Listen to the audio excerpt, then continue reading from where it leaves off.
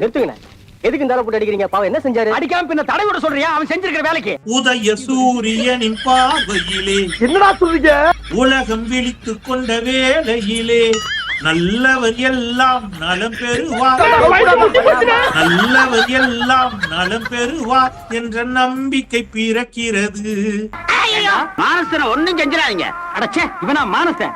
மானம் கெட்ட நாய் சார். நான் ஆணையிட்டால் அது நடந்து விட்டால். என்னடா பால் விளம்பரத்து வர பசுமாடு மாதிரி பல்ல காமிச்சுருக்கிற? நான் ஆணையிட்டால் அது நடந்து விட்டால். என்ன அந்த பக்கமா சுத்துற? நீ அறிவாளின்னு சொல்றா லூசு. ஒருவன் ஒருவன் முதலாளி, உலகில் மற்றவன் தொழிலாளி. எப்படி நல்லா இருக்கா? இவன் சரியான பைத்தியம் இல்ல, சரியாகாத பைத்தியம்டா. ஒருவன் ஒருவன் ஒருவன் ஒருவன் ஒருவன் ஒருவன் முதலாளி, உலகில் மற்றவன் தொழிலாளி. தென்பாண்டி சீமையிலே தேரோடும் வீதியிலே மான் போல வந்தவனை யார் அடித்தாரோ? அவன் சோகத்துல உட்கார்ந்துட்டு இருக்கான், நீ பாட்டுக்கு லிப்பு மட்டும் கொடுக்குற. பையன் சார் இந்த பால்சாமி. மின்வெட்டு தான் இப்போ அதிக பிரச்சனையா மாறி இருக்கு. என்ன பிரச்சனை? எங்க ஏரியால விளக்கே எரியலங்க. ரோட்லயா வீட்லயா? ரெண்டுலயும் தாங்க. இளவும் கரண்ட் எங்க போச்சுன்னு தெரியல. பாதியில வருது, பாதியில போகுது, பாடியில போறது. போட்டு விடுங்கடா கரண்ட. தினமும் வந்து போராட்டம். நைட் ஆனா வந்து எங்களால தூங்க முடியல.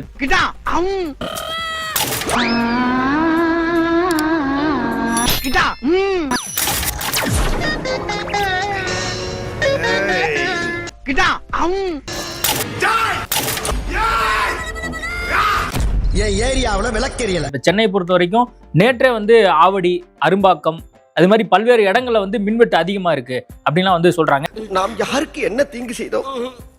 நமக்கு மட்டும் ஏன் இப்படி எல்லாம் நடக்கிறது? அந்த சொக்கநாதரின் திருவிளையாடலை நம்மிடம் தான் காட்ட வேண்டுமா? எக்ஸாக்ட் காரணங்கிறத யாருமே சொல்ல மாட்டேங்கிறாங்க. கரண்ட் எப்ப சார் வரும்? கரண்ட்ங்கிறது சொந்தக்காரங்க மாதிரி, போனாலும் சரி வந்தாலும் சரி அதை பத்தி கவலைப்படக்கூடாது சார். மின்வெட்டு பிரச்சனை கோடை காலத்துல வரும், அது நம்ம இயல்புல புரிஞ்சுள்ளது. ஆனா செயற்கையான ஒரு தட்டுப்பாட்டை ஏற்படுத்துறதுக்கு சில சமூக விரோதிகள் முயற்சி பண்றாங்கிறது கண்கூடா புரிவாயிருச்சு. ஆட்சி முடிகிற வரை நல்லா இருந்தது, முடிஞ்சதுக்கு அப்புறம் ஏன்டா வந்தது? நான் சொன்னேன் அப்பவே திமுக காரன் வேலை தான். என்ன நினைச்சுக்கிட்டீங்க எல்லாரும்? நானும் பல கெட்டப்ப கஷ்டப்பட்டு போட்டு வர்றேன், பார்த்த உடனே பாடி சொல்றா நான் கெட்டப்ப என்னடா மரியாதை?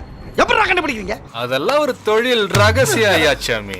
திமுக காரன் என்ன பண்றான், எங்கெங்க டிரான்ஸ்ஃபார்மர் இருக்கோ அங்கெல்லாம் அது இருசக்கர வாகனத்துல நைட்ல போய் ஃபியூஸை பிடிங்கி பாக்கெட்ல வச்சுட்டு வந்துடுறான்.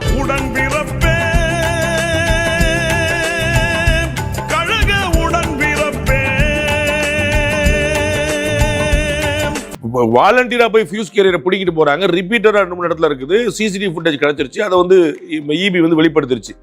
அதுல ஒருவேளை ஏதேனும் கட்சிகளுக்கு தொடர்பு இருக்குமானால் அவர்கள் இன்னமும் பின்னடைவு சந்திப்பார். தோத்துக்கிட்டே இருக்கீடா. அப்ப பொதுமக்கள் நல்லா புரிஞ்சுக்கங்க, இந்த திடீர் மின்வெட்டுக்கு காரணம் யாரு? அவர்தான் ஸ்டாலின், உதயநிதி. எல்லாமே இவர் தானா? ஆக இவளையும் உங்க செஞ்சுட்டு பாத்தீங்களா தாவே காட்சியில மின்வெட்டு வருது. அவரே கொண்டு வைப்பாராம், அவரே எடுப்பாராம், பழி எங்க மேல போடுவாராம். பொதுமக்கள் அனைவருக்கும் சொல்றேன், திடீர் மின்வெட்டுக்கு காரணமே ஸ்டாலினும் உதயநிதியும் தான். அப்ப நீங்க எல்லாரும் போங்க போங்க. ரொம்ப நன்றிங்க. நீ இருடா, தட்டி புளிங்கடா இவனை.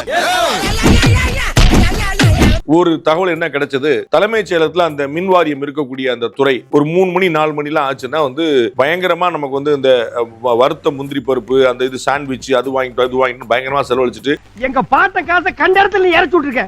இன்னைக்கு ஒன்னு செம பெரட்டு பெரட்டா விட மாட்டேன். அண்மையில அந்த அமைச்சரவை கூட்டம் வந்து நடைபெற்றது. அதுல 400க்கும் மேற்பட்ட அந்த திட்டங்கள் குறித்து வந்து விவாதிக்கப்பட்டது அப்படின்னு வந்து சொன்னாங்க. அந்த திட்டங்கள் குறித்து கிட்டத்தட்ட வந்து ஒவ்வொரு திட்டங்கள் குறித்து ஒரு 6 செகண்ட் தான் பேசியிருக்காங்க, 7 செகண்ட் தான் பேசியிருக்காங்க. ஏன்னா ஒட்டுமொத்தமா 75 நிமிஷம் தான் வந்து அந்த மீட்டிங்கே நடந்து முடிஞ்சது. இதற்கு முன்னாடி நடந்த திமுக அதிமுக ஆட்சியில் நடந்த அமைச்சரவை கூட்டங்கள்ல எவ்வளவு ஃபைல்கள் வந்து பரிசீலனை பண்ணப்பட்டன, எவ்வளவு நேரம் நடந்துச்சுங்கிறது என்னைக்காவது டேட்டா எடுத்திருக்கீங்களான்னு பாருங்க. இல்ல அப்புறம் ஏன்டா ஏன் போடா போய் தொலைங்களேண்டா. 6 செகண்ட்ல ஒரு முடிவு எடுத்திருக்காங்க. அவ்வளவு வேகமா செயல்படுதா? சூப்பருங்க. போன ஆட்சியில நீங்க எத்தனை செகண்ட் எடுத்தீங்கன்னு சொல்லுங்க, எத்தனை அமைச்சரவை கூட்டம் நடந்துச்சு சொல்லுங்க.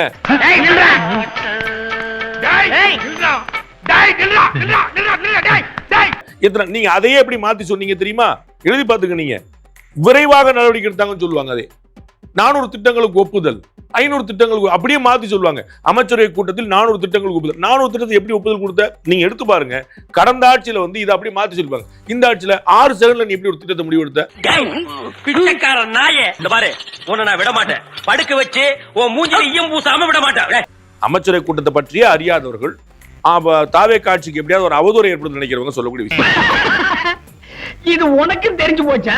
காலையில இருந்து ஈவினிங் வரைக்கும் வந்து சிஎம் அவர்கள் தலைமைச் செயலகத்தில் இருக்காரு. அதுக்கப்புறம் என்ன பண்ண போறாரு, என்ன பண்றாரு அப்படின்னு தான் வந்து கேக்குறாங்க. என்ன பிரச்சனை உனக்கு?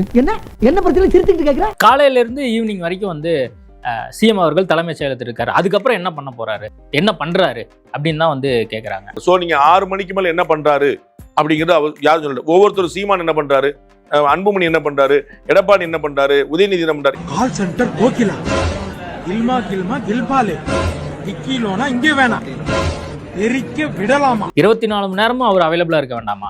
அப்ப வந்து ஒரு ஆள் ஃபுல்லா இருக்கணுமான இருக்க வேண்டிய அவசியம் இல்லைன்னு சட்டம் சொல்லுது. இவனும் ஈக்குவலா மைண்டம் பண்றானே. காலையில 10 to ஈவினிங் 5 மணி வரைக்கும் இருக்கிறத ஒரு மிகப்பெரிய ஒரு பெருமையா வந்து அமைச்சர்லாம் சொல்றாங்களே. காலையில இருந்து சாயந்தரம் வரைக்கும் இருக்கிறாருங்கிறதே பெரிய விஷயம். அதுவே நார்மலா நம்ம கேள்விப்பட்டது இல்லை. நீங்க கேள்விப்பட்டிருக்கீங்கன்னு சொல்லுங்க. நான் ஒரு 27 வருஷமா இருக்கேன், நான் கேள்விப்பட்டது இல்லை. நீங்க அதுக்கு கொஞ்சம் கம்மியா வந்திருப்பீங்க. நீங்க கேட்டா சொல்லுங்க. இல்ல சார், அந்த சிஎம்லாம் வந்து அங்கேயே தான் சார் பழியா கிடந்தாருன்னு சொல்லுங்க. நோ, இவன்லாம் ஒரு லீடரு, இவனுக்கு 2 பாட். அப்படியெல்லாம் விட்டுற கூடாதுங்க. அப்புறம் நம்ம மேல இருக்கிற பயம் போயிடும். கேம்ப் ஆபீஸ் கூட வந்து இயங்குதான்னு தெரியல. ரொம்ப சீக்கிரசியா வந்து எல்லாமே மெயின்டைன் ஆகுது இந்த அரசாங்கத்துக்கு. உங்களுக்கு என்ன தெரியணும்? இதுக்கு முன்னாடி என்ன தெரிஞ்சது, இப்ப என்ன தெரியலன்னு சொல்லுங்க. ஆனா இங்க ஒரு கேம்ப் ஆபீஸ் எங்க இயங்குது? பனையூர்ல இயங்குதா இல்ல அவர் இருக்கக்கூடிய அபார்ட்மெண்ட்ல இயங்குதா அப்படிங்கிற வரைக்குமே ஒரு சந்தேகம் இருக்குல்ல. உங்களுக்கு என்ன பிரச்சனைன்னு கேக்குறேன். எந்த பால் போட்டாலும் கோல் போட்டுறானே. உங்களுக்கு என்ன பிரச்சனை? அதுல உங்களுக்கு வந்து ஃபைல் நகரணுமா, ஃபைல் எங்க இருந்து நகரணும்னு தெரியணுமா? அப்ப நீங்க அவருடைய பர்சனல் வாழ்க்கையில தலையிட்டு நீங்க ஏதாவது வந்து ஒரு இழிவுபடுத்த முடியுமா நீங்க பாக்குறீங்களா? தவிர உங்களுக்கு நல்ல நோக்கம் இருக்கிற மாதிரி தெரியலையே. பேய் இந்த ஓன ஆள் நடமாட்டமே இல்லாத இடமா பார்த்து அடிச்சு சாப்பிடுங்க. அவர் செயல்படுறாரா இல்லையான்னு கேளுங்க. நான் தான் சொன்னேன், கடந்த ஆட்சியில 450 ஃபைல் வச்சுன்னா 450 ஃபைலை ஒரே அமைச்சர் கூட்டத்தில் ஒப்புதல் வழங்கினாலும் பெருமை பேசுவீங்க. இப்ப 450 ஃபைல் எப்படிங்க 6 செகண்டுக்குள்ள முடிச்சீங்கன்னு கேக்குறீங்க. உங்களுடைய நோக்கம் அப்படியே ரிவர்ஸ்ல இருக்கா இல்லையா?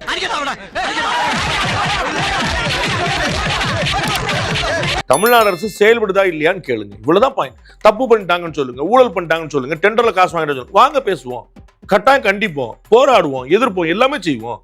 அவங்க வந்து சாயந்தரம் எங்க போனாரு, ராத்திரி எங்க போனாரு, என்ன நோக்கம் உங்களுக்கு? நீங்க எங்க இருந்தீங்க? இந்த ஒரு மாசத்துல அதிகமா பேசு பொருளா மாறினது இந்த ஆட்சி எத்தனை நாள் நீடிக்கும், எத்தனை மாசம் நீடிக்க போகுது அப்படின்னு சொல்லி அண்மையில மு.க. ஸ்டாலின் கூட இதை குறித்து பேசி. இதற்கு முன்னாடி 2017 இருந்து 21 வரைக்கும் திரு எடப்பாடி பழனிசாமி ஆட்சி இப்படிதான் சொன்னாங்க. இந்த அமாவாசையோட போயிடும், அடுத்த அமாவாசையோட போயிடும். அவங்க சாபம் விட்டே இருந்தாங்க, பிரார்த்தனை பண்ணிட்டே இருந்தாங்க, நடக்கல. அதே மாதிரிதான் இப்ப ட்ரை பண்றாங்க, நடக்கல. என்ன நீ பழனிக்கே பால்காவடி எடுத்தாலும் ஒண்ணும் நடக்காதுடா. எங்களோட சமூகத்தோட தான் போனாங்க, நீங்க எங்கள்ட்ட சொல்லிட்டு தான் போனாங்க. நீங்க இன்னைக்கு இந்த கூட்டணியே கிடையாது அவங்க சொல்லிட்டாங்க. திரு பேசணும்னு சொல்றாரு, மதச்சார்பற்ற முற்போக்கு கூட்டணி ஒரு கூட்டணியே கிடையாது போ அப்படின்ட்டு. இந்தி கூட்டணியில திமுக கிடையாது அவங்க அறிவிக்கிறாங்க. திமுக வந்து போலாமா கூடாதுன்னு தவிச்சு முடிச்சிட்டு இருக்கு. தென்பாண்டி சீமையிலே தேரோடும் வீதியிலே மான் போல வந்தவனை யாரடித்தாரோ. அவன் சோகத்துல உட்கார்ந்துட்டு இருக்கான், நீ பாட்டுக்கு லிப்பு மட்டும் கொடுக்குற.